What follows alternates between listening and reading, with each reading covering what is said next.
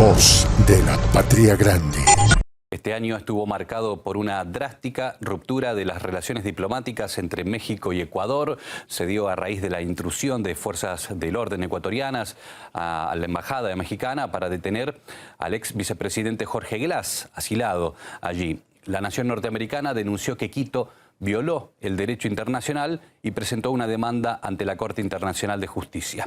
Pasados casi 2 siglos de haber establecido sus relaciones diplomáticas, los gobiernos de México y Ecuador rompieron abruptamente en un episodio en el que ambos estados latinoamericanos han defendido algo más que su postura. A finales de 2023, el ex vicepresidente ecuatoriano Jorge Glass fue recibido en la Embajada de México en Quito en calidad de huésped, mientras formalizaba su solicitud de asilo político. Condenado a prisión en Ecuador desde años atrás por delitos de asociación ilícita en el marco del mundialmente controvertido caso Odebrecht y por el delito de cohecho. De forma paralela, el Ministerio de Relaciones Exteriores y Movilidad Humana del Ecuador declaró persona non grata a la embajadora mexicana en Quito, Raquel Serur, y le ordenó abandonar el país luego de que el entonces presidente mexicano, Andrés Manuel López Obrador, opinara que el asesinato de quien fuera candidato presidencial, Fernando Villavicencio, tuvo influencia en los resultados de los comicios presidenciales de 2023. El conflicto diplomático se acentuó paulatinamente. La noche del 5 de abril, un operativo de la Fuerza Pública irrumpió en la embajada mexicana en Quito, maltratando a personal de la misión diplomática para detener al ex vicemandatario ecuatoriano y evitar su salida del país. Ecuador señaló que México tenía la obligación de entregar a Jorge Glass para ser puesto a disposición de las autoridades, mientras que la nación norteamericana respondió rompiendo las relaciones diplomáticas con el país andino y condenando los actos de violencia ocurridos. Y ante la flagrante y grave violación de la Convención de Viena sobre relaciones diplomáticas, en particular del principio de inviolabilidad de los locales y del personal diplomático mexicano y las normas básicas de convivencia internacional, México anuncia el inmediato rompimiento de relaciones diplomáticas con Ecuador. Además, la postura del gobierno de López Obrador fue respaldada por Nicaragua, Cuba, Colombia y Venezuela.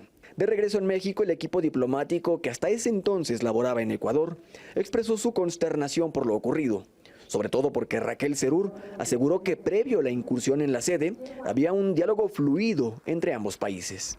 Mientras en Ecuador, Jorge Glass fue trasladado a la cárcel de máxima seguridad de La Roca en Guayaquil, México llevó el caso ante la Corte Internacional de Justicia y otros organismos internacionales.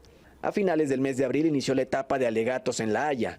La Cancillería mexicana explicó en su turno las razones de su querella contra las acciones del gobierno de Noboa en Ecuador y solicitó una serie de medidas cautelares a aplicar contra el país demandado, tales como su expulsión de la ONU, garantizar la seguridad de la embajada y permitir el desalojo de personal diplomático.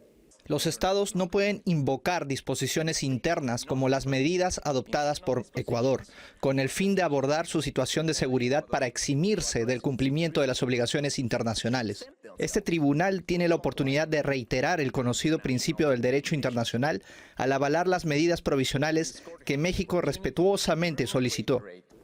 Ecuador presentó su contrademanda argumentando que México ayudó a Jorge Glass a evadir la justicia de su país, tachando a este de delincuente común que recibió condenas e interferir en asuntos internos. El Pleno de la Corte Internacional de Justicia rechazó aplicar las medidas cautelares a Ecuador.